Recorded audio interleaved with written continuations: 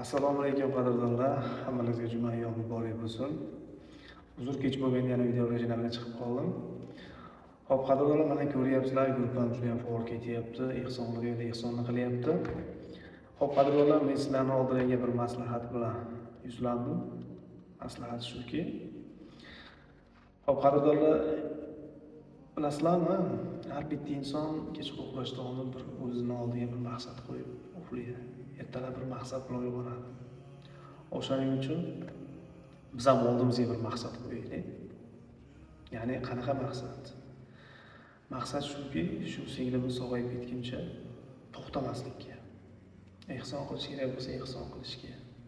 Yana bir boshqa yo'llar bilan yordam qilish kerakmi? Shunaqa qilib bir oldimizga bir maqsad qo'yaylik. Imkon qadar mana shu singlimizni bir sog'ayib ketishlariga bir qo'ldan kelgancha astoydil bir harakat qilsa, albatta bir yaxshi natija bo'ladi. Bu xizmat qilayotganlarga albatta bu ajri bor bu narsani. Siz kutmagan joydan, siz bilmagan joydan albatta. O'shaning uchun qo'limizdan kelgancha bir yordamimiz, ya'ni shu sog'ayib ketishlar uchun.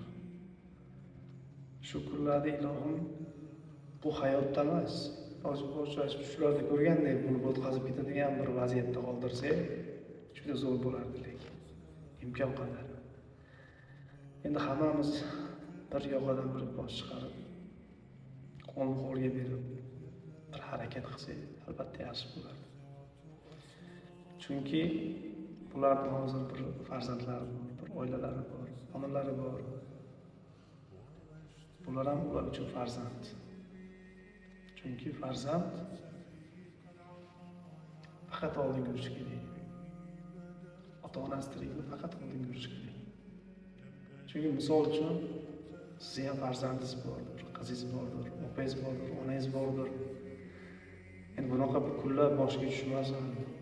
Agar tushsa, mana shunaqa bir saxovatpesha insonlar albatta yo'lingizdan chiqadi. Chunki qanaqa men ehson qilaman, men yordam qilaman degan insonlar chiqadi.